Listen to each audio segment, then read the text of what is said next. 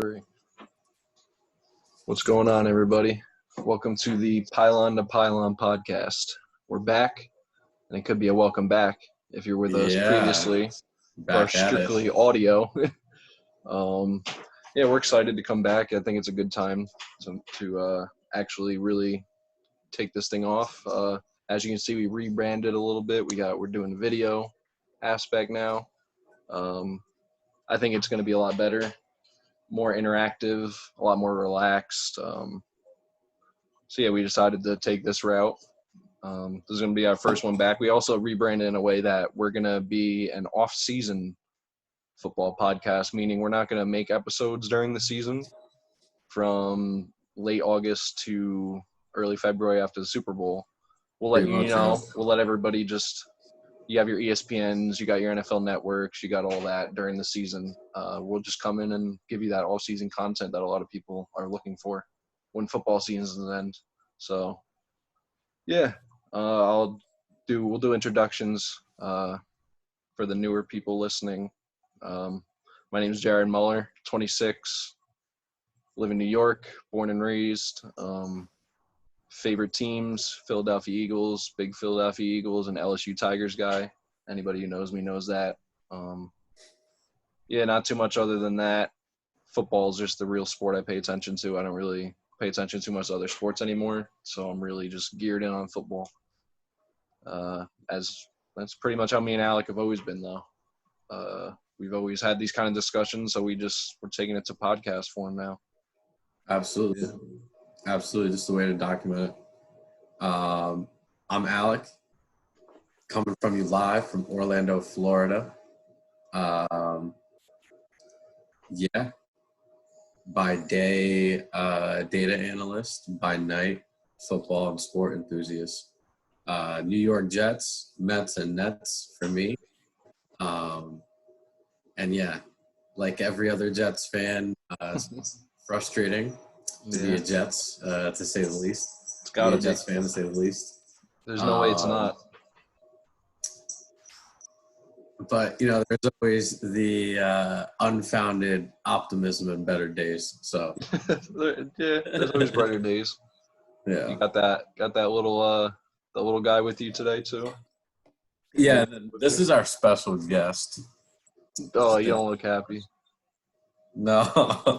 He's just going to listen. He's not breaking out his big board today. He's not breaking out today, but which actually brings me to what our first episode back is going to be. It's going to be we're going to get into me and Alex, each of our top 50 big board. We're not going to go 50 to 1 or 1 to 50. It's not in a real order. We're doing positional rankings. So we'll go 5 to 1 or 6 to 1, or depending how many players we had from that position in our top 50. But we're limited to a total of 50. Yeah, it's our top 50 prospects, just ordered it by position in their rankings at that position. Each position has a different total amount, so some positions might have 3 total players. Yeah, so it could be a 5 to 1 for you, and that position could be like a 3 to 1 for me.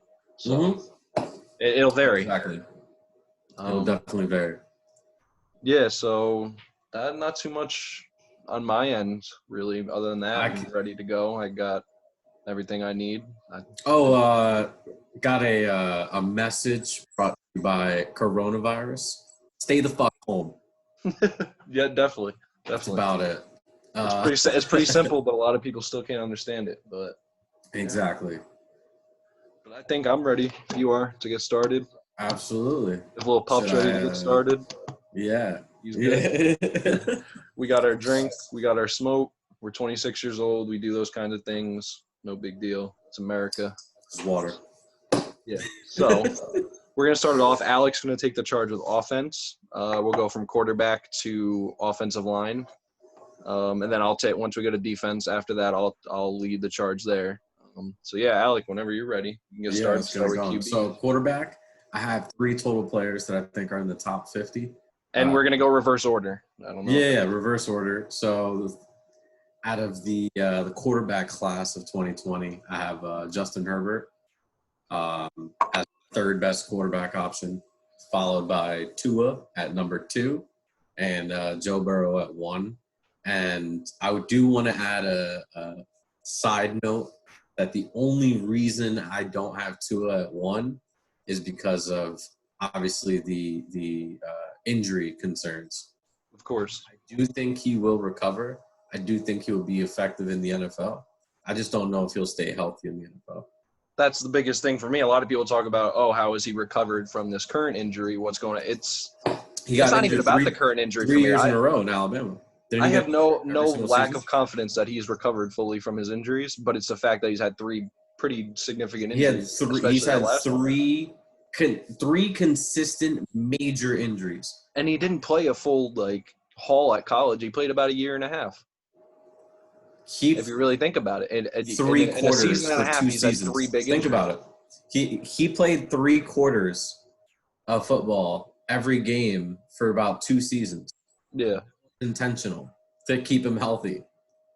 In the NFL, he's going to be expected to take a lot more snaps than that. Oh yeah, absolutely. He's going to be everyday starter who's going to be expected to be a franchise player. But yeah, if you're a franchise player, you're playing every single offensive snap of the game. Mm-hmm. For my 50 board, I actually have the exact same QB setup. I have 3 of them in the top 50. I got Herbert, then Tua, then Burrow, same order, same everything. And it's actually crazy because Herbert's barely in my top 50. He's in my late 40s for me, between 45 and 50. He just made the cut, so we were almost 2 quarterbacks. That's it. It's crazy. Yeah. Jordan Love was on the outside. All right. As a fun one, since we both have 3 quarterbacks, who would your 4th quarterback be? Jordan Love, of course. Jordan Love? Yeah, I think he's the only other real option there for number 4. I have Anthony Gordon. Oh yeah, we're both Anthony Gordon guys for sure. Then followed by Jalen Hurts, then Jordan Love. There is one person though that it's hard for me to put them above and put them at 4, but I love them as a sleeper, is Cole McDonald from Hawaii. I love a lot of what he does. I don't know. He's definitely my sleeper QB though, him and Anthony Gordon for sure. Running backs? Yeah. All right, running backs. I have 5 total running backs in the top 50. So I'll start with the 5th one, Cam Akers. There's a lot that could be said about him. One, he's got incredible speed on the field and straight line speed, as evidenced by his 40 times. Just a beast. He's been productive at the high school level and at the collegiate level. Very productive high school player. Yeah, obviously he didn't really kind of live up to the expectations that he had coming out of high school, which were really, really high and up there. But I still think he's a great running back, and we haven't seen the best of him yet. Yeah, I'll say that for me, I was always low on Cam Akers in college just because of exactly what we were just saying. Those expectations were so high for me. I expected so much of him, but he's proven me wrong a little bit for sure. He came back this year. He had a strong year. I hope he has a little bit of a punch to his game at the next level. Yeah, for sure. He's going to definitely be ready to go. 4th, I have Clyde Edwards-Helaire of LSU. He's like a really, really, I would say, small, elusive receiving back. I could kind of see him doing like a screen pass role within the NFL. Then 3rd, I have Jonathan Taylor. Track record. You go back and look at his track record, and you're never really disappointed. He's been productive. He's had, I think, a couple injuries throughout his college career, but that's going to come with that amount of workload. Yeah, very large. It's like the opposite of Josh Jacobs last year. And if anybody who listened to the podcast knew, we talked heavily about Josh Jacobs' durability and how he barely had any carries in college. Yeah, which Jonathan Taylor. Time will tell if that is what is going to help elongate his playing career. And it might. Yeah. It really might, but then on the other hand, you have the other big issue is those fumbles, man. A lot of fumbles in college. He had like 18. Absolutely. But, I mean, just the offensive production, I can't overpass. I can't. Yeah, really and even it goes back to the workload, too. He got a lot of carries. You're expected to get some fumbles. 18 is still a lot, but it's going to happen. I think he he's had over 500 carries, and that's just carries. That's not even receiving. He has probably, I would say, I don't know, 50 receptions throughout his college career? Something like that. Yeah, I think maybe like 30. I don't know. He just needs Maybe to prove that he can put up maybe like 25 catches. Just be a check down guy at least. That's a big thing. He's probably touched the ball close to 600 times throughout his college career, which is so. I expect him to do the same in the NFL. How long is last? I don't know. For a running back, I would say 3 to 5 years. Yeah. J.K. Dobbins would be my second best running back on the board. He was absolutely unstoppable this past season. J.K. all day, man. And then really, really, really close ahead of him. Very close ahead of him, and marginally so. I think it's more of like a 1A, 1B situation is DeAndre Swift. Yep. 2-time 1,000-yard rusher in college in the SEC. Managed 600 yards as a true freshman, sitting behind Nick Chubb and Sony Michel. Yeah, it's that RBU right now, man. That's so many insane. good running backs. Yeah. That's insane. He got 600 yards. I think averaged like almost 6 yards carry, something ridiculous as a true freshman behind two, pretty good running backs in the NFL today. Yep. Which is insane. So that's your 5. Yeah. My 5 is similar, definitely different in order, and has one different person, which is your number 5 guy, Cam Akers. I don't have Cam Akers in my 5. He's just outside of the 5. Like I said, I wasn't too high on him after his first year. Day two player, late day 2. Day two. I think he's early. He might go late round 2, but I think I would take him early round 3, late. I would take him late 2, actually. I would take him late 2. I think he's a good running back. I think I put, like I said, the too high of expectations because of how good he was in high school. So his first year, I was really down on him. And then this last year, he definitely proved me wrong a bit. So I think he's good. I still don't have him cracking my top 5. Definitely my 6th running back, though. Instead of Cam Akers, I have A.J. Dillon from Boston College. I just think he's a one-trick pony, obviously. He's a power back. He's going to grind. He's going to run people over, and he's going to get you those hard yards. He's going to be like a Rex Burkhead? Yeah. You said Rex Burkhead? Nah. I don't have I got to think of a comp for him. I haven't put one on him yet. But I love that one trick that he does. I love it. He's such a good power back to me. And I don't think it's just like his abilities. I think it's mentally he's a good power back. He's not one of those guys who's going to try to do other things. He knows what he is. He knows he's a big guy. He knows like he's got to use that body and that power. So I like that about him. I love his tape. Not too many question marks. So Cam Akers has that. I got to see what he's going to do in the NFL before I really put him in my top 5 running backs. This is where the order changes for me. I actually have DeAndre Swift as my 4th. It's interesting. Literally all these running backs. Some people have him going in the first round. Yeah, I mean, it's just with all 5 of these running backs, besides A.J. Dillon, they're like these top 4 are so close for me. It's crazy. But I have my formulas, so I don't reveal too much about my process or anything. So I'll kind of leave that a mystery how I organize them. But DeAndre Swift, I love him as a player. I love all 4 of these guys. It was hard for me to put him at 4, but that's honestly just where I had him. Jonathan Taylor, I wanted to put at 3. I wanted to have them switched because of the fumbles and the injury, but I'm not going to hold that against Jonathan Taylor yet because those are 2 things that could definitely not be a problem in the NFL for him. Especially when you get to the NFL, they drill that into you. Like you're either not gonna have a fumbling problem anymore, or you're not gonna play in the NFL. So they drill that into you. Then I have J.K. Dobbins, J.K. all day, number 2.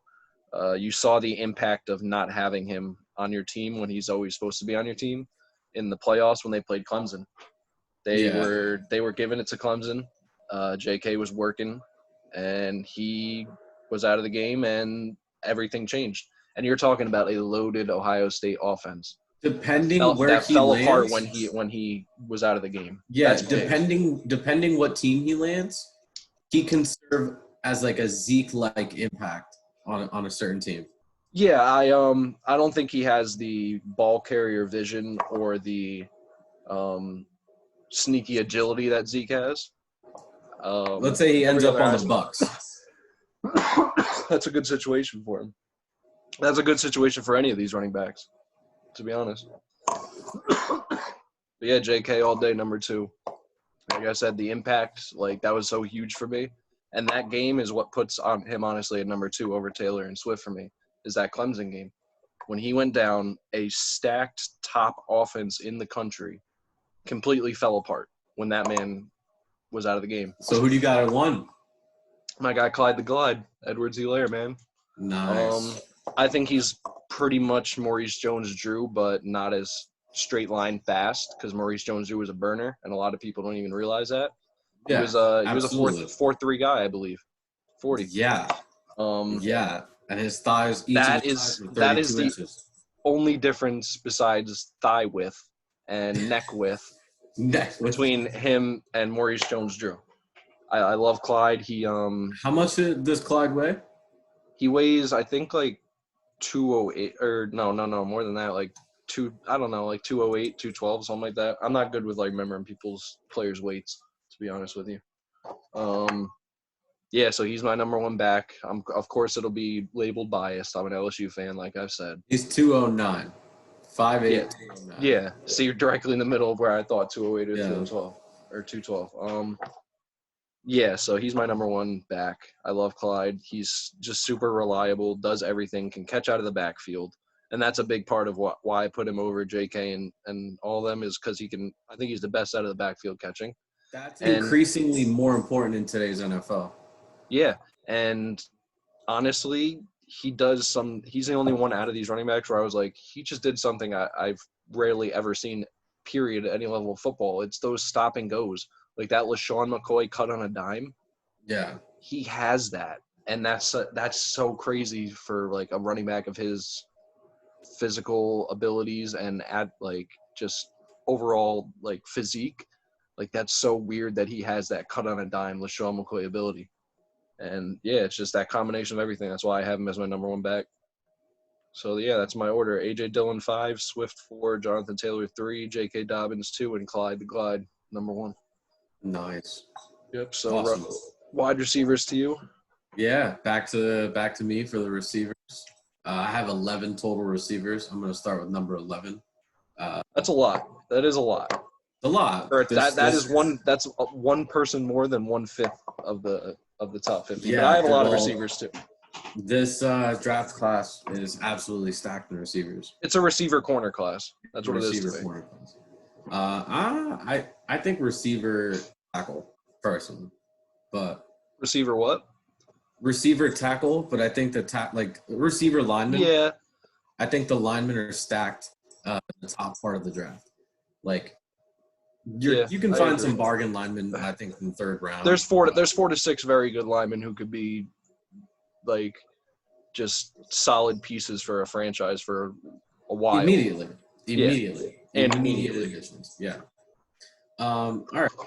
I'll start with the 11th receiver, Pittman Jr., coming out of USC. I don't know. I was really impressed with him last season, and I think he's kind of been forgotten about because it's a deep class. His ability to go up and get the ball was crazy. Yeah, that's a spec catch guy if I've ever seen one. He's a very yes. He catches 50-50 balls. He wrestles. He's very aggressive. I just love his play style. He reminds me of like a bargain Steve Smith, like a very bargain Steve Smith. Yeah, like if he was like, because Pittman's pretty tall. That'd be the only difference to me.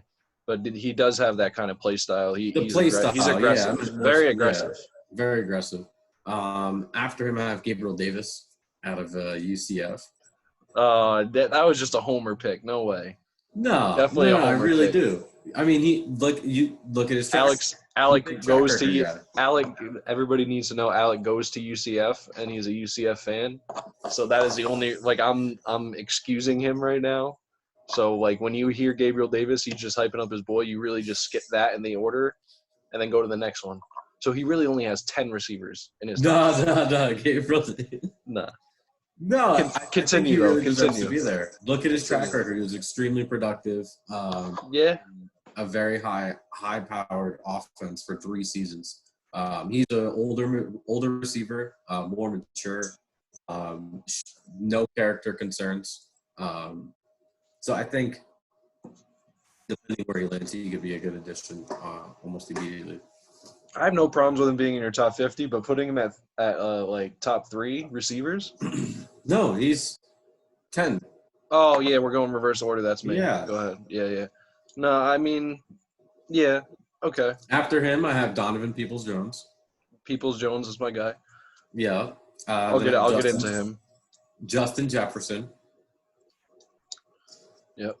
Then Devontae Smith. Devontae Smith from Bama. Yep. No, he didn't. He stayed down. Laviska Shenault. Yeah, Devontae Smith stayed down another year. Did he? Yeah. I did the same thing. I completely forgot because I was just so sure he was going up with all of them. But I forgot, like, a lot of those players stayed down from Bama because they didn't make the playoffs. A lot of surprise players stayed down. I thought Najee Harris would come out, but he didn't. All right, I took him out. So I guess after Peoples-Jones, I have Justin Jefferson, Laviska Shenault. Then Chase Claypool. Yep, Chase Claypool. So that's what? What is Chase Claypool in the order? Fifth. Okay. Top 5. Then T. Higgins out of Clemson. Then Henry Ruggs. But I think Henry Ruggs serves as like a Hollywood Brown role in the NFL. I mean, I think he's going to stay healthier than that. But I think if he was in a high-powered kind of RPO offense, he could be successful. Pretty much definitely. At fulfilling any kind of speedster role there. So that's where I see him, and you're seeing a lot more of that in the NFL. So I think that's what's driving his draft stock up, is the fact that realistically he's a 4.2 40 guy. Just nuts. Yeah. Then I mean, I just with Henry Ruggs, I just don't see anything above average besides running really fast with him. That's my problem with him.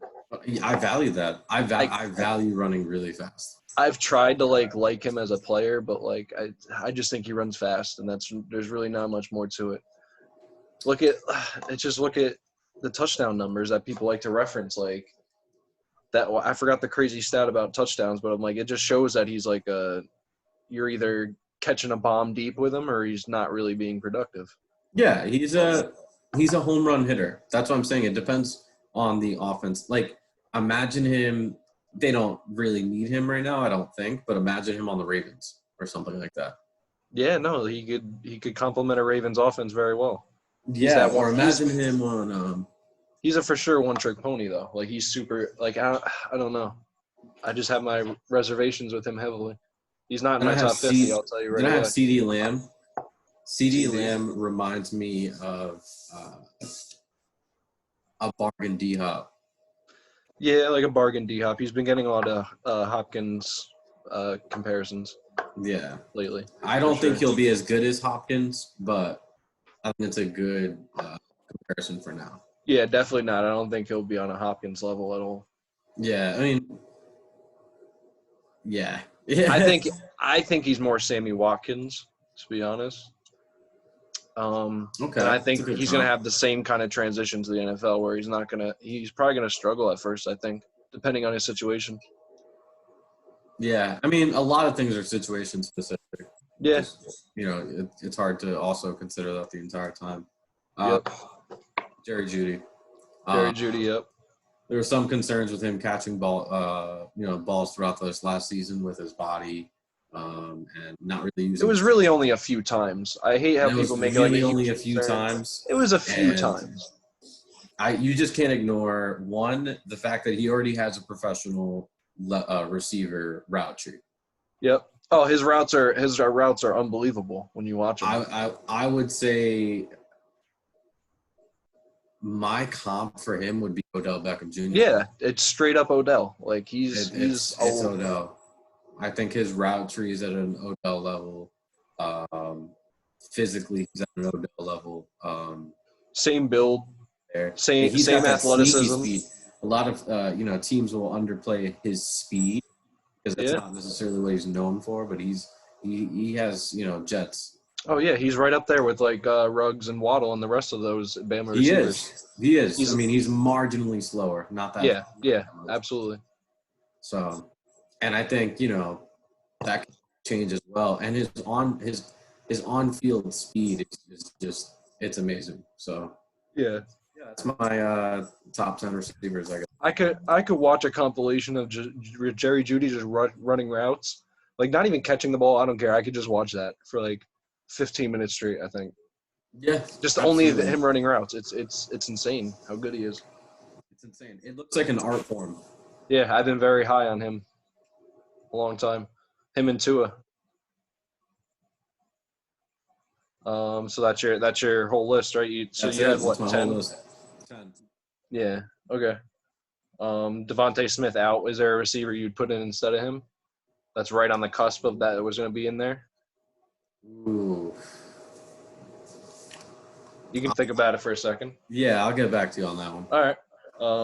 So mine has, how many did I have? 3, 6. I think I had 9 receivers in my top 50. So number 9, I had Brandon Ayuk from Arizona He'd probably State. be it. Yeah, Yeah. he'd probably be it. Yeah. Yeah, he's a pretty damn good receiver. Yeah. He's not too big. He's he doesn't do anything crazy, but he's just reliable. He was very reliable for that team, and so yeah, I like him at 9. Then I got Chase Claypool. I like him in my top 50 because I think he could play tight end. He might actually play tight end in the next level. He's been asked. I think he will. Yeah, it's up in the air for him for sure with that. So yeah, he's my number 8. That athleticism He combined could be with like size. an Evan Ingram type tight end. Well, yeah, like a tall Evan Ingram or like a David Njoku if he can get his hands better. Yeah. Like a David Njoku type. It's number 7. My guy Justin Jefferson. I'm a lot lower on Justin Jefferson than most people, to be honest. So you could see by me having it as my 7th. It's because our most recent memory of him is the playoffs. And yeah, so everybody sees the Natty performance and they kind of, Well, that's the LSU stigma right now for this draft. Is just because there's so many players like in the top like respects that played on LSU and were just a dominant team. So it's like, are these players going to perform during a solo act or are they going to fold? You know what I'm saying? Yeah. I'm an LSU fan. I probably watched 12 to 13 of Justin Jefferson's games this year. Very great route runner. He could be an elite route runner at the next level. Nothing really other than that though. It's like Henry Ruggs, but with route running. I mean, he's good. He's not like anything crazy at any other aspect. So that's why I have him lower than most people do, because I think his hands get overrated a little bit, but he dropped passes for sure for us this year. So number 7, Justin Jefferson. T. Higgins, number 6. I've always liked T. Higgins out of high school. I liked watching him in the high school all-star games. He was pretty good, and then he stood out a lot. He did all right at Clemson. He had times to shine. He folded sometimes, didn't. So I don't know about consistency with him mentally, and I don't know. I feel like he should have more of a dog to him than he does. He seems to like, because he has the size, the strength, and athletic ability to just dominate people. He seems to fold in big games. Yeah, it was a problem for Clemson's receivers. That him and Justin Ross, they didn't step up in the big moments. I feel like they didn't take advantage of the time they both had. I had higher expectations again for T. Higgins, like I did with Cam Akers, so it's kind of similar to that. So yeah, I have him as my 6th receiver, just because I have a lot of reserves with him. Like in the national championship with Christian Fulton, that's somebody he should be throwing around. He's like twice his size, twice as strong as him. He should be throwing Christian Fulton around. And he was letting him just keep up with him on those deep routes and just stay in front of him. And he wasn't getting that real separation. He was getting sometimes you get like a foot or two. That's it. but That's it. Yeah. he should have gotten more because that's supposed to be his thing. He's supposed to be that sideline receiver at the next level. So I don't know. Yeah, so number 6, T. Higgins. Number 5, my guy DPJ, Donovan Peoples-Jones. I think he's severely underrated just because he had Shea Patterson as a QB and the struggling Michigan overall program right now. So I think that hindered him for sure. He's a great athlete, as you can see from the combine. That vertical was insane. Everything he did pretty much was far better than most people would expect at the combine. He showed up. He actually performed well in the field too. It wasn't even just about the physical attributes. He ran the drills great. He did everything he was asked of solid and didn't really have any hiccups. He was a highly touted recruit coming out of high school, so I think he could have performed at that level had he not been hindered by what was around him in college. So yeah, I'm higher on him than most people. He's my number 5 receiver. He's in my top 5. Then somebody I'm lower on than most people, CeeDee Lamb. I have reserves about him as well. I love him after the catch. He's really great after the catch, and he runs very good routes. Not much after that that's anything really above average. Like I like to look at the whole picture of the prospect, and it's kind of like just dwindling it down to who has less flaws and how good people are at their strengths. And he is very good at his 2 strengths that he has, but he's not really much more than average at the rest of them, in my opinion, from what I've seen on film. So I have him at number 4, a lot lower than most people would have him. This is probably where people might question, and this is my big kind of surprise here in this one. Number 3, I have Devin Duvernay from Texas. I love Devin Duvernay as a football player. He's about 5'11". I forgot if you can pull up his combine stats. Let me see. I'll pull him up. But he is a kind of shorter, stockier guy. Ran that 4.340 at the combine. Runs great routes. He will kill you in short and intermediate game for sure. He did it to LSU. Like I witnessed this. He's a tank that loves to run after he gets the ball. I'm trying to put a really good comp on him, but I haven't nailed one exactly, and I don't want to put one out until I have one that's like precise. So I'm not gonna have a comp for him, but he's an animal. He runs great routes, like I said, reliable hands. He gave work to some top corners in this draft this year. Christian Fulton worked him. Javelin Guidry from Utah. He ran a 4.29. That's a 4.29 corner. He got the best of him for sure. Duvernay ran a 4.39. Yeah. He's 5'11", and how much did he weigh? He's 5'10", 200. 5'10", 200 pounds. He's like, if you watch his tape, he's kind of like a tank. I'm sure it's so interesting to try to find a comp for him because he's like, I don't know. He's like a stockier Jarvis Landry to me. Legitimately. That's the best way I can describe it, like a stockier Jarvis Landry. So yeah, he's my number 3 receiver.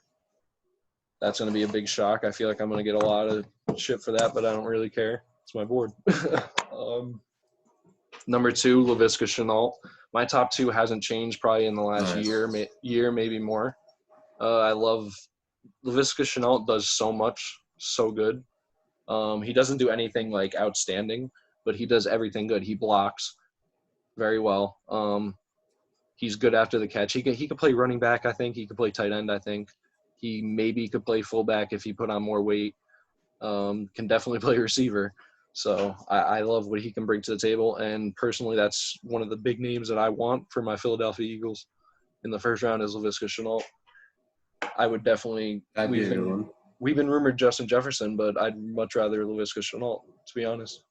And then Jerry Jeudy, not much more to be said about him for my number 1. So, yeah, that's my receivers. I think it's very interesting, and it's going to raise a lot of eyebrows, especially Devin Duvernay, number 3. But I think does Jeudy end up top 10? I think it'd be stupid if he didn't. If somebody doesn't pick him top 10, they're dumb because there's not – I don't know. Most of those teams need corner. and he is a top 10 overall prospect. I think no matter how he's a game-changing receiver. He's so good and so underrated somehow. Like, I think it's crazy if you have CD Lamb over Jerry Jeudy. I'm sorry. I think it's nuts. I don't know.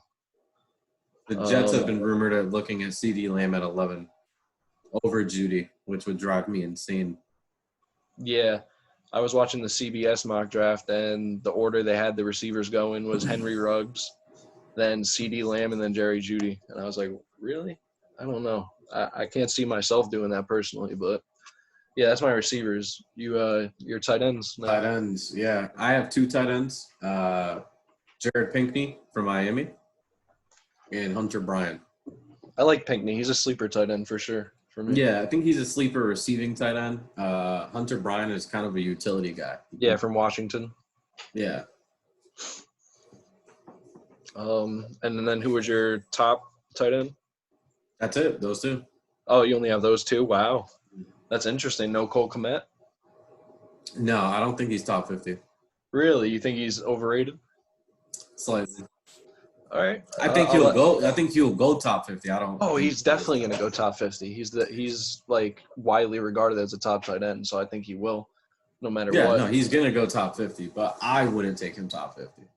All right, I like it. We have a lot of hot takes so far. We've been very hot takey so far in this, and I like it. All right, I had 3 tight ends in mind. Number 3, I had Adam Trautman from Dayton. Sorry. He does everything good. He does a little blocking, does a little receiving, and he's very versatile. Jack of all trades, ace, king, whatever of none. I don't know. So he's at my number 3 spot. I can't really put him in my top 2, but I like Adam Trautman. He's like a late 2, early 3 value for me. Number 2, I have Cole Kmet. I like what he brings to the table in the receiving game for sure. He's a go up and get it kind of receiver at tight end, and I think he's the number 2 tight end for sure. And then my number 1 is a big sleeper for me is Harrison Bryant from FAU. I think he's a very good tight end out of the receiving game, and I have a comp for him, and it's a skinnier George Kittle. If you watch his tape, he plays so much like George Kittle. Like you would think that's who he modeled his game after. If you really catch guy. Yeah, like after the catch, he looks just like George Kittle. If he puts on more weight and I don't think he needs to get as aggressive as George Kittle too, because he's not super aggressive yet. But I think that's just because he has a smaller frame right now. He hasn't really filled out his frame yet, Harrison Bryant. So I think he's not too comfortable with just banging shoulder pads. Yeah. So, he's my number 1 tight end though. I think he has the most potential for sure. Offensive line now. Nice. So I'm gonna go tackle and then interior line. End it out there. Actually, maybe I'll just combine them because I feel like there's a lot of. You could do tackle and guard. That's fine. So Andrew Thomas, I have 6 total tackles. 6 total tackles. Yeah. Andrew Thomas would be number 6. Okay. Yep. He's in mine. Josh Jones from Houston. Josh Jones 5. Yep. All right. Trey Adams. 4. Trey Adams. That's interesting. He has the injury history, and he was. It's not that bad of a hot take, just because he was so good before he was hurt. I think he'll be a sleeper. So nice. Jedrick Willis 3. Yep. Tristan Wirfs 2. Okay. Mekhi Becton 1. Okay. I have similar people in mind. It's not a bad. I think Mekhi Becton has the highest potential out of all the linemen. Definitely has the highest ceiling, in my opinion. He could be a crazy run blocker at the next level for sure. Yep. I think he'd be if I'm some teams I might pick him first as the top tackle, but he's not my top tackle on my board. Imagine him on the Ravens. Yeah, behind or in front of Lamar and Mark Ingram and or the Chiefs running back. Yeah, Chiefs would be. Pat Mahomes would have a nice. Or the Cowboys. But it'd have to be a team that has a better run game than pass game, though, for me. Like, the Giants would be one team right now that, like, for sure I'd pick Oh Beckham man, tackle, that would change. even though That he's would third on my board. change their offense. Yeah, he's third on my board, but for the Giants, I'd pick him before I'd pick Wills or worse, for sure. But yeah, so mine's Andrew Thomas, number 4. He's been consistent, like pretty much model consistency, and I appreciate that a lot. So I got him at 4. He brings a lot to the table. He A can lot of experience. very versatile. Yeah, very versatile for sure. Then I have Mekhi Becton because I love his potential, but he's not there yet. So I can't put him over Wills or Wirfs, who are my top 2. I have Wirfs at 2, and then I have Wills at 1. Wirfs is so athletic. Mekhi Becton kind of stole his shine at the combine with his 40, but Wirfs he's athletic as hell, man. Like, I love that about linemen. I'm kind of like biased when it comes to linemen. I like finesse more than I like strength, to be honest. I like speed. I like when you can have pulling guards who can quickly get to their spot. I don't know. But Jedrick Wills is just such a good finished product, I feel like. Like, he's not going to get much better than he is now, but he's a damn good finished product. And I think he's an immediate plug and play, and he's my number 1 for sure at offensive tackle. Interior offensive line. Nice. So I have Trey Smith. I have 3. I have 3 total interior. Trey Smith's another injury, like, very good before injury player that your board you're kind of banking on these before injury players. Like, I think Trey Adams could come back, but it's just, we got to see. But you're doing it off like their potential on the field, like when they're on the field. Long-term potential. Like, if they get signed in the second round, if they overcome injury, yeah. I mean, realistically, 90% of these guys, no, maybe like 80% of these top 50 guys. That's why when you put a guy like Trey Adams in your top 50, I'm like, I understand like what you're talking about. Because some people would be like, Trey Adams in top 50, like, but people forget he was amazing before he got hurt. So I got Trey Smith at 3, Creed Humphrey at 2. Very closely ahead of him is Tyler Biadasz. Okay. I like Tyler Biadasz a lot last year. I kind of drifted away from him. He's not in my top 50.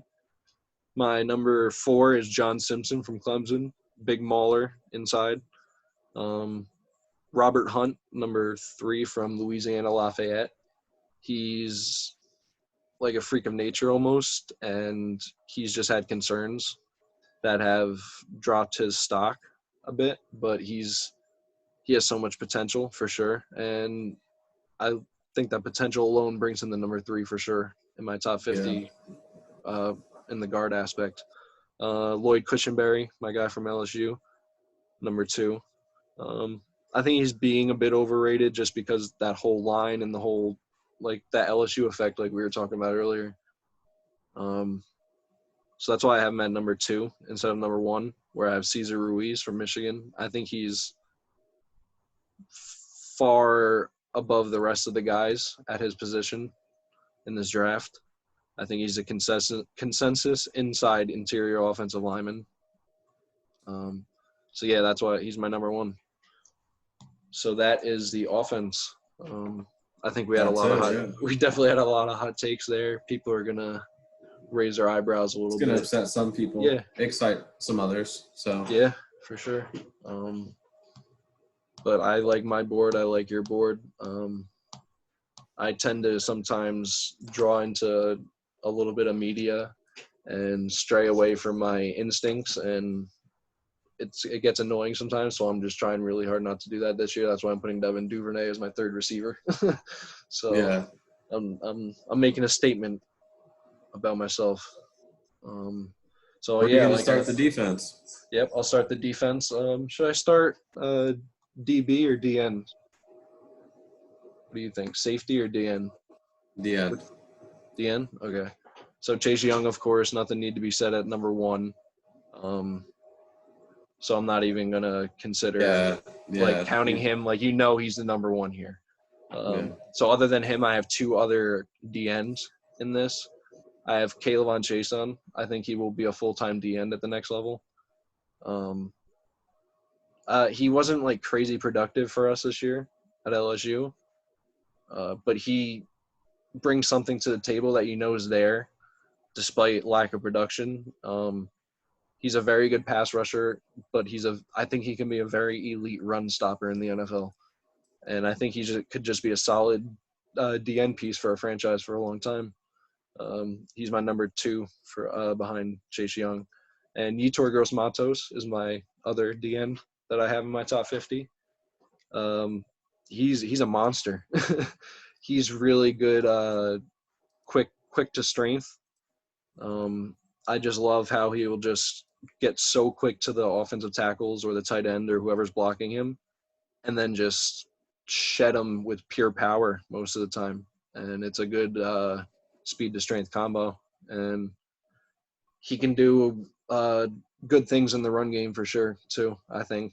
So I think he's an all-around good D end, and he's the only other D end I have in my top 50. Nice. I have 5 total DN. 5th best is Terrell Lewis from Alabama. And you said you had AJ Epinesa at DN, correct? Yeah.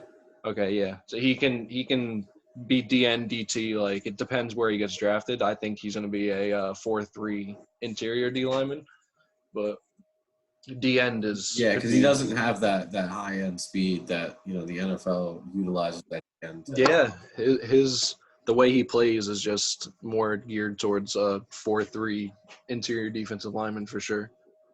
Yeah. So yeah, I got Terrell Lewis, Kayvon Chason. Yep, Chason. Yetur Gross-Matos. Mm-hmm. And then AJ Epinesa. Oh, and then AJ Epinesa, and then Chase Young, right? Then Chase Young, yeah. Yeah.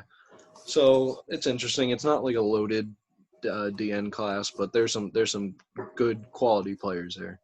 Mm-hmm.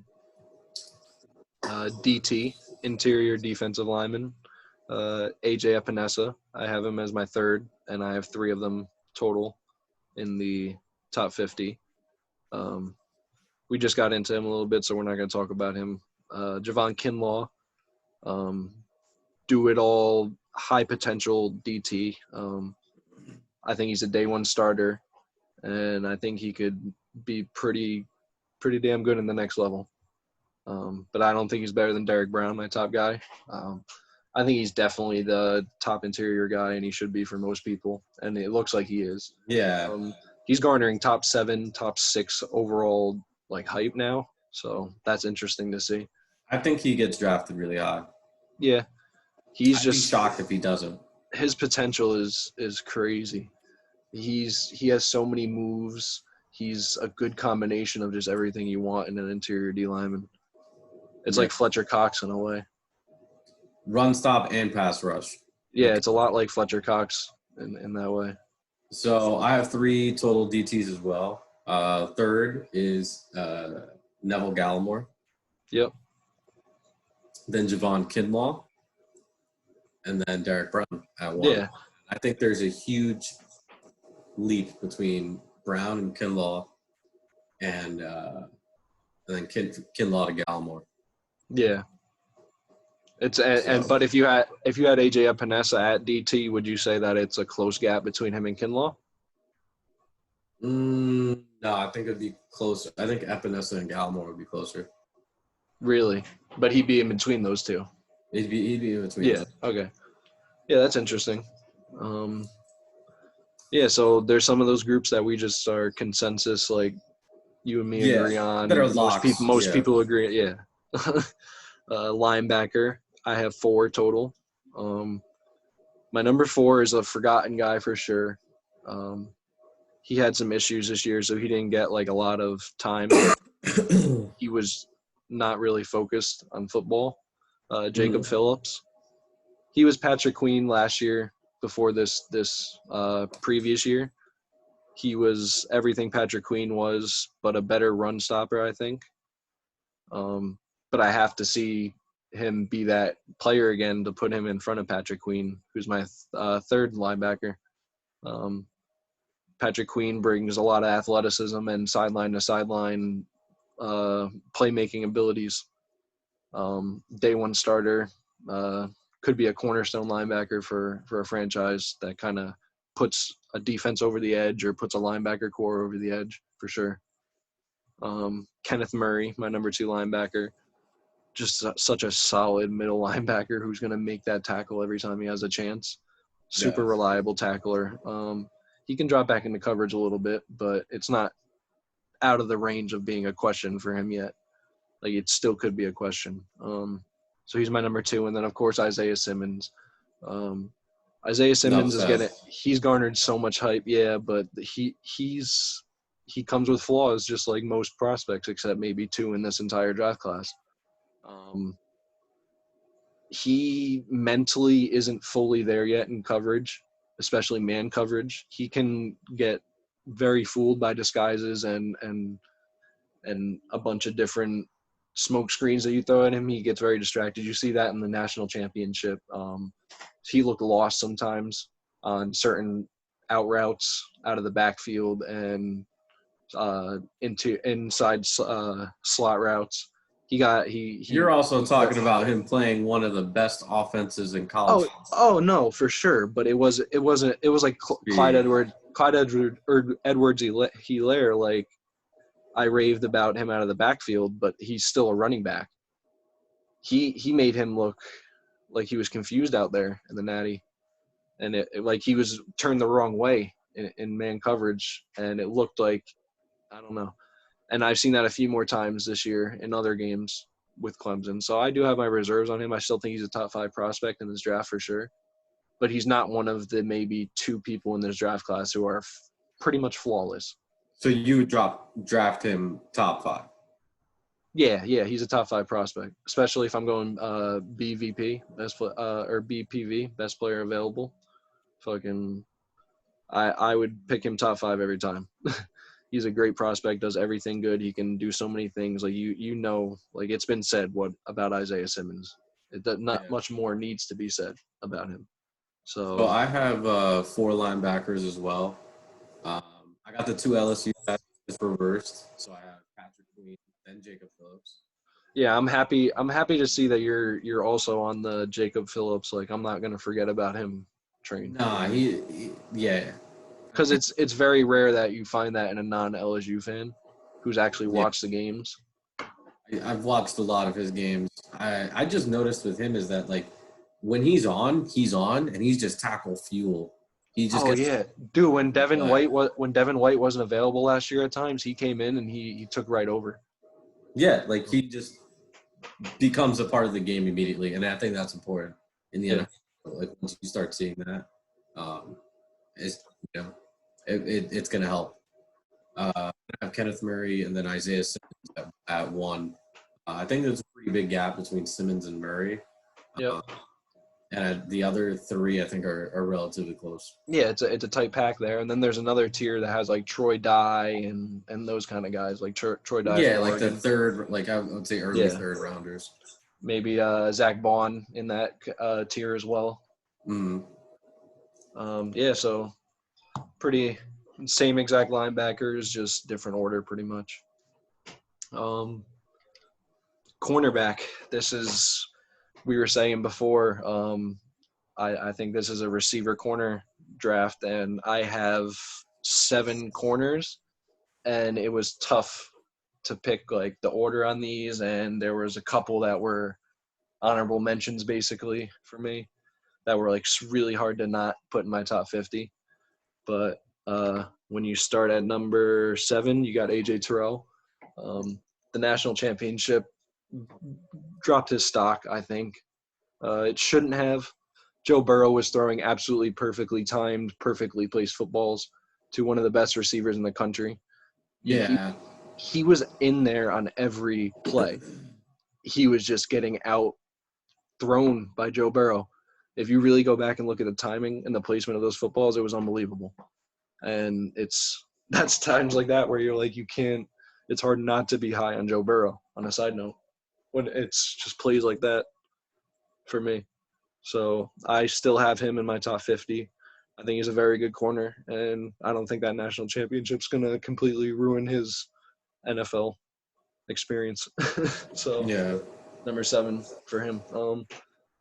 Number 6, I got kind of like a sleeper. People sleeping on him because of his 40 time 4.6 area, but I think there was something going on with that. I don't know. He doesn't look like a 4.6 guy at all on tape. Cam Dantzler. I think he is a really good corner who is super lengthy and can stick pretty much any person in front of him in man coverage. He's super reliable in man coverage. He locked down pretty much every receiver he faced in the SEC. Jamar Chase being one of them, who we just talked about with AJ Terrell. Such an interesting prospect. Like I said, he ran a 4.63, I think it was, and it was super surprising. Super surprising. I guess at his pro day, I was hearing they said he ran like a 4.38. So it's like, but all That these sounds more realistic. No, but the thing is, it's like all these virtual 40s. I don't think you go from a 4.63 to a 4.38. I think he's like a late 4.4 guy, like high 4.4, like 4.49 maybe, because he's not like a crazy burner to be a 4.3, I don't think. But he's just a lengthy corner who can really stick in man coverage, and he has so much potential, I think. Then at number 5, to start my top 5, Jalen Johnson from Utah. I think he's a feisty, kind of lengthy as well, like I was saying with Cam Dantzler. He's hard to find a real flaw on for me, honestly. He's gonna bring a lot to the table, but he comes with certain concerns, and they do drop him to 5 for me. 4 is C.J. Henderson. I'm kind of lower on him than most people. Part of it is honestly a distrust in Florida corners as of lately. Vernon Hargreaves, Tease Tabor, Quincy Wilson. These Florida DBs have had such high expectations and then just faltered. I do think he's better than all of them for sure. But I would say in that group, he's very good. Sure. Oh, I still think he's very good. Like, it's hard because I think all these corners are so good. Like I was saying, like it was – and I even have other corners, so I was like, it was hard to put out of my top 50. Like, they're all so good. I would take him late first, early round 2. Yeah. I would take him early second probably. I mean, he's 4th on my board, so there's 3 other corners above him for me. So that's like a early second round range with how the NFL set up right now with the depth charts and all that. Jeff Gladney, number 3 for me from TCU. Feisty, great tackler, sticks in man coverage. I love his game. I think I heard Connor Rogers say this on Stick to Football, and it stuck in my head ever since. He's Jason Verrett without the injury, I think. And he even went to the same school. Same size, same play style, same abilities. Like, it was very interesting, and I'd stuck ever since I heard that comparison. Christian Fulton, number 2, my guy Fulton. He lost a lot of his time in college because of off the field issues. So he didn't come in until a year and a half ago. He came in, was a stud corner opposite of Greedy Williams, and he just made plays, did his job. And then this year he came in, he played pretty much all season on an ankle injury, and still was covering top receivers. He only got taken advantage of a few times. Devin Duvernay, like I was saying, put work into him. He's comes with concerns just because sometimes he looks confused in coverage. Yeah. I think that just comes with his lack of like being so out of the game for so long. I think that affected him mentally and where he was. He just needs to study and be smart about how he approaches his NFL career. And I think he could be a great corner. And then Jeff Okudah. Jeff Okudah is one of those 2 guys I was talking about who no flaw. Find a flaw in Jeff Okudah. Yeah. I'll wait. He's the best corner prospect since Patrick Peterson, at least. Wow. I think so. So he's a once-a-decade corner? He's elite. He's going to walk on the NFL field and be elite, I think. He just find a flaw. That's all you can really say about Jeff Okudah for me. Nice. All right, so but I will tell you, like, spoiler alert for the future, he's my number one prospect in this entire draft. Yes, over Chase Young. I think Jeff Okudah is the best player in this entire draft. For sure. Interesting. Yeah, it's a hot take, but I've got 5 corners. Yep. C.J. Henderson 5. Yeah. Ladney at 4. Fulton at 3. Trayvon Diggs at 2. Stephon Diggs fam. Yeah. So, I don't know. I just have a lot of faith in Trayvon Diggs, especially at the next level. I don't think he played, like his collegiate career puts him at above guys like Fulton and Henderson, but I don't know. I just have a lot of faith in him on the next level. Yeah, no, he showed a lot of promise and a lot of potential. Yeah. So, but he just overall he didn't put together like a crazy tape or a crazy. He didn't put together a crazy, collegiate career legacy in a way. Yeah, like he didn't really leave too much on the table for college. But I think he is a day one starter on most teams. Yeah, and he's got Stephon Diggs as his family, so I think he can make it happen. Mm-hmm. Safeties? And then you have Okudah as your number one, of course. Yeah, then Okudah at 1. Safeties.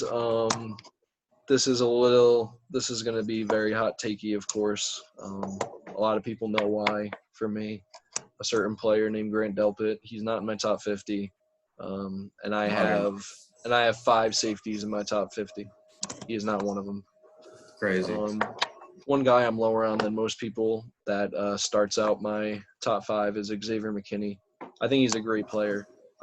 This is just all these safeties I have, and they're so quality, I think. And you could really throw the 4, I think, 5 through 2. I think you could throw all of them in kind of any order you want, and it wouldn't be too out of the realm of possibility. So, yeah, I have him at 5, though. I think he's just been a little hyped up because of where he plays and who he's played against. He did produce well in college, and I think he's a solid safety all around. He's just number 5 for me. Ashton Davis from Cal, number 4. Kind of sneaky, came onto the scene at the end of the year, really, and is now garnering a lot of hype as a top safety in this draft. He does a little of everything. Nothing too over the top, nothing that jumps off the tape out of him, but he's just a solid safety. He could play free safety. I think he could play strong safety. And I think he'll be a solid player at the next level. So, yeah, he's my number 4 safety. Then I got Jeremy Chin. I love his game. He's basically Cam Chancellor, but more athletic, I think. It was so close between him and Kyle Duggar, and I think I honestly might put him above Kyle Duggar. It's been going back and forth for me because that's my number 2 safety. They're both very similar. They both do similar things. There's a lot of similarities there between the two. So I really could have put them in either order. So you know what? I'm going to go Jeremy Chin too. I like him over. That's how I'm feeling right now, and that's what I'm going to say right now. And that's it. It'll probably change tomorrow. Jeremy Chin will probably be my 3rd safety. But yeah. So then you got a 1. Kyle Duggar. Huh? Who do you have at 1? Antoine Winfield Jr. I'm probably higher on him than most people are.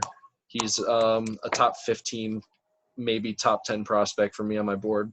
I haven't finished it up yet.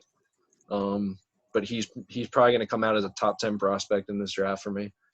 I think his abilities are off the charts to do almost anything you want out of a free safety, strong safety, or nickel corner. He's essentially Tyrann Mathieu. They're the same person pretty much, I think. And I just think Antoine Winfield is far more processed mentally at this stage than Tyrann Mathieu was. That's the only difference. He has that NFL pedigree of his dad, Antoine Winfield, senior. And I think he could actually end up on the Vikings with one of those 2 first-round picks. And be a legacy pick there. That would be interesting. But I absolutely love him. He's one of my favorite prospects in this draft, and whoever gets him is going to get a steal. He just has those injury concerns, and that's why he's slept on.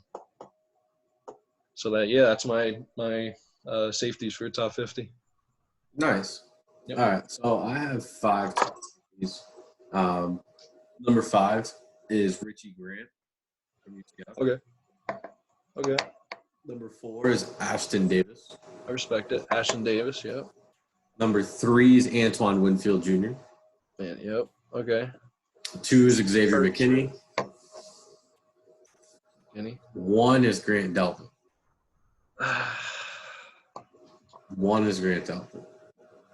I mean, I'm not even gonna argue it with people anymore, so I can't even say anything about Grant Delpit anymore. He said he forgot.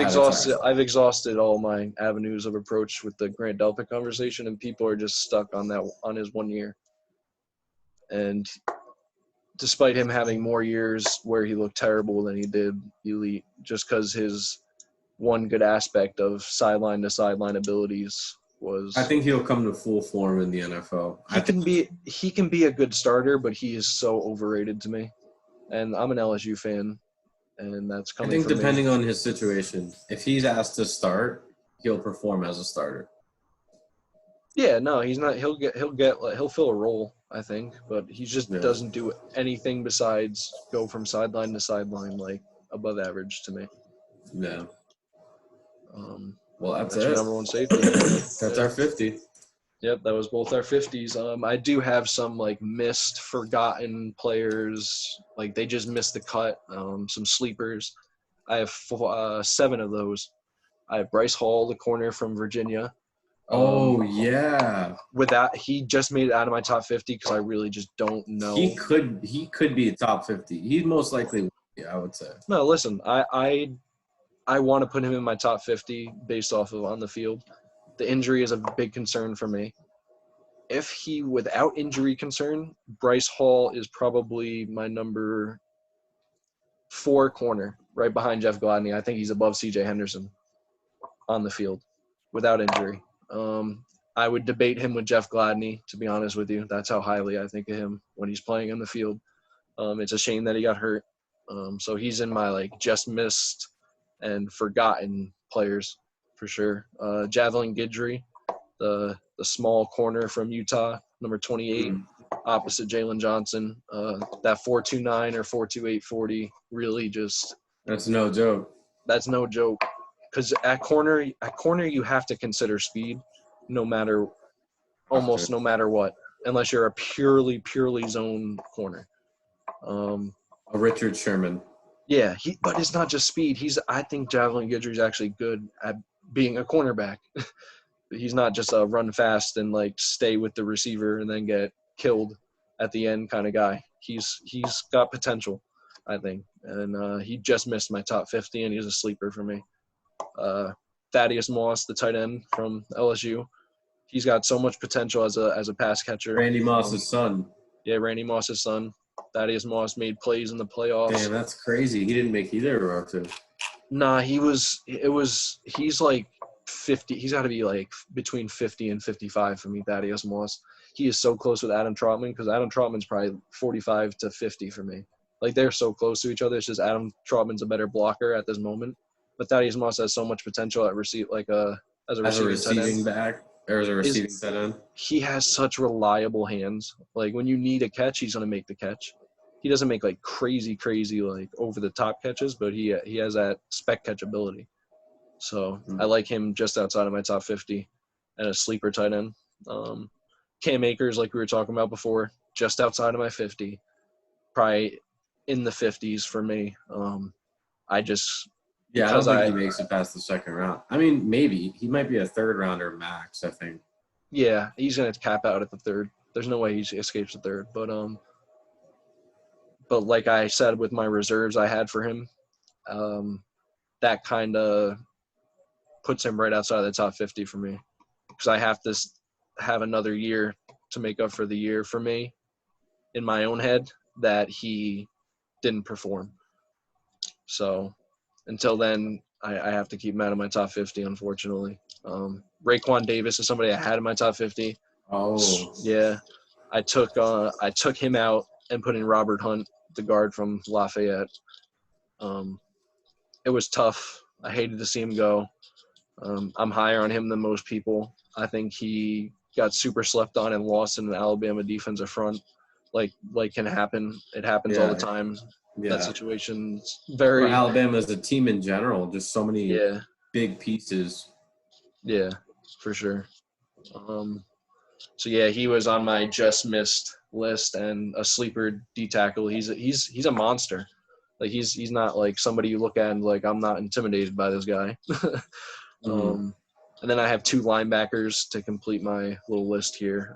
Evan Weaver, Okay. tackling machine out of California. He had an unprecedented amount of tackles. I don't remember the exact number, but it was stupid. He was surprisingly all over the field because he's not that prototypical like movement linebacker who can go from hash to hash or sideline to sideline, but he does it. So I don't know. He's a just missed like sleeper guy for me. And then kind of a forgotten guy who kind of goes into the other 2 categories as well is Joe Bocci from Michigan State, another tackling machine, but I think more athletic than Evan Weaver. He got forgotten because he failed drug tests at Michigan State, so he missed a lot of time there. But I think he's going to be like a 4th or 5th round pick who starts on special teams and then eventually gets a starting spot at linebacker in the NFL. I think he's got a lot of potential. He just screwed up. Yeah. All there is to that it. happens. You know, people off-field stuff usually drops a few guys to, late day 3 or sometimes undrafted even in the worst. Yeah, it happens. It's probably going to happen to Bryce Hall, unfortunately, too. Like, yeah, it could. And then whoever picks him up, if he ends up as a UDFA, whoever picks him up is getting a steal. Yep, definitely. Did you have any of those kind of players yourself? No, not. I didn't document like who. Just, but you had to cut people out of your top 50. There were some of those kind of guys. Yeah, I can't recall right now. Yeah. Mm-hmm. But when you make your full list, you'll remember them. I'm sure. Because we're gonna put the order. We're gonna put our top 50s in an official order, and we might put that as part of an episode in a couple weeks before the draft. Maybe people can use it as their own top 50 board, make their own mock draft, whatever. So we'll try and do that. Yeah. So I think this is fun. This is a good comeback for sure. I liked it. I like doing it. Good exercise for sure. Yeah, like it's just draft season. You got Corona going on. There's nothing to do, so you're just might as well. If you're not essential, you're just stuck at home, like trying to figure out things to do. So this is fun. It's fun to like tease the brain doing this stuff for sure right now. Anything you have before we say adios? Stay home. Stay home. Yep. Stay home. Yep. Definitely. Quarantine as much as you can. Bucks ain't make the playoffs. Start it now. Bucks aren't making the playoffs. Tampa Bay Bucks aren't making the playoffs. I don't think they're making. I don't think they're making the playoffs either. No, they might. I don't think so. They might. They might. Tom Brady's 86 years old and he's washed up. Bro, they might. If they get a running back, that offense would be explosive. I just need these next like 2 to 3 years to go away so Tom Brady can like just relax. I've had enough. Their defense, their defense through the draft. Last draft, they literally drafted 7 defensive players in a row. Something ridiculous. No, not 7. I think it was like 4 or 5 defensive players in a row. Just an interesting team overall in this draft culture, I feel like. So we'll see. If they hit offense, if they land, let's say a Justin Jefferson round 2. Like a Dobbins round 1, Justin Jefferson round 2. No, I think they're going to go tight end. They're going to get one of the tight ends. I'll probably end up getting Cole Kmet, I think. Bill Belichick doesn't care about making flashy picks, I don't think. He really, in history, when does he ever cared about making the flashy pick? I'm talking about the Bucks. Oh, yeah, no. Sorry, that's me. Yeah. But no, like I do think the Patriots are going to take that route though, for sure. Yeah, I think the Tight end. Patriots will end up picking up I don't think they go quarterback first couple rounds. I think they Mhm. guy like Anthony Gordon in like the fourth, fifth round, or Yeah. So how that speaks to the Tom Brady aspect, like like kind of a where I Jacob was. Eason. I could see them Yeah. picking up a Jacob Eason. I honestly think they're comfortable with Jarrett Stidham though. I believe I'm buying that rumor. No, I'm sure they are, but they don't. I don't think they have a backup right now. I think they'll go for one of the Flyers in the late rounds. I don't think That's they're what I'm going to. saying. They're gonna get an Anthony Gordon, Jacob Eason Yeah, definitely. in like Could the go for fourth, it. fifth Could go round. for a Jalen Hurts. I don't know. The whole They Bill that Belichick, the whole Belichick Nick Saban connection. I don't know. that would be amazing to Yeah, see. That'd be awesome. I definitely think that's the only way Jalen Hurts can have a successful NFL career.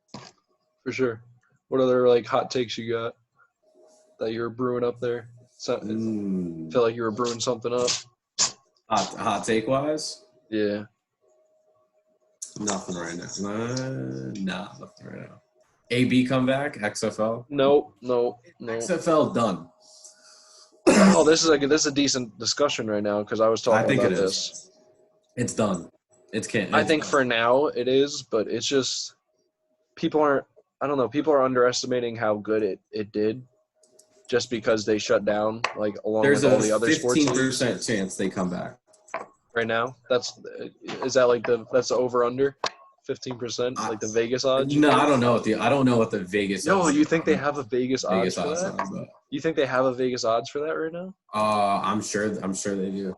You're gonna have to look into that. I gotta see like what's the Perhaps. over under on percentage. That's interesting. Raiders' new stadium looks dope. I'm just thinking of some like big Bucks things that unis happen. or D's. Bucks unis or D's. I just like the Unis or alternates. I just D's. like the alternates. We're kind of Atlanta unis or D's. we're just kind of doing a quick run of all significant events that happened lately or over since we made the audio podcast. Basically, quick rundown. Chiefs 49ers, very good Super Bowl. Two very similar teams. Travis Kelce, George Kittle. I love that aspect. Yeah, That was good. absolutely. That was good. Absolutely.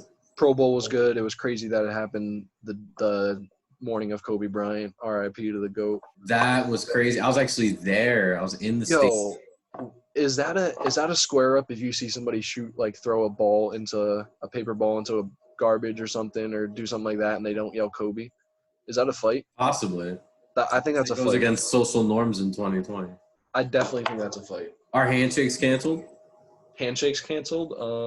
Are handshakes canceled? For now, definitely for now. For now. Like, they're will postponed. business decisions ever shake on it ever? Handshakes are postponed right now until coronavirus is completely gone. Even after everybody's allowed out back on the That's streets. what I'm saying. Like, I feel like people are gonna do elbows. After the damn purge is over, like. So the fist pound is back. I think The fist pound is back. I think the upper arm part of your elbow is back right now. That's it for me. For me personally, that the upper arm, not like the forearm, the back of your bicep, like towards the elbow, the bottom. That's like this. People tap that. Yeah, just. Oh, what's up, man? Just no. Yeah, that's. Yeah. I think that never went away, but like now it kind of went away with age. Definitely canceled. It's socially acceptable. Yeah, I don't know. But fist bumps are definitely way back. They'll be back. They'll be back soon. But I think we should wrap up now. I don't know how long it's been. I don't know how to check on About this an hour stuff. and a half. That's what it's at. Yeah. That's a good comeback time around. Yeah, so we're glad to be back. I know I am for sure. I think the webcam aspect is going to be a lot better than the audio for sure. Yeah, so hopefully everybody liked the episode, and we're going to be back on Wednesday with a 8-person mock draft. It's going to be dope, really dope. Each person gets a division. Trading is allowed. Trading allowed. It's a what you would do, like what we would do mock draft, not a predictive traditional type of mock draft. And it's going to be 8 of us, each get a division, trades allowed. It's going to be fun for sure. And that's going to be filmed on Wednesday, I believe. So we'll see when that comes out. But yeah, anything else before we say adios, Alec? No, that's it. All right. See y'all later. Don't forget to unrecord yourself, Alec. And have a good one, guys.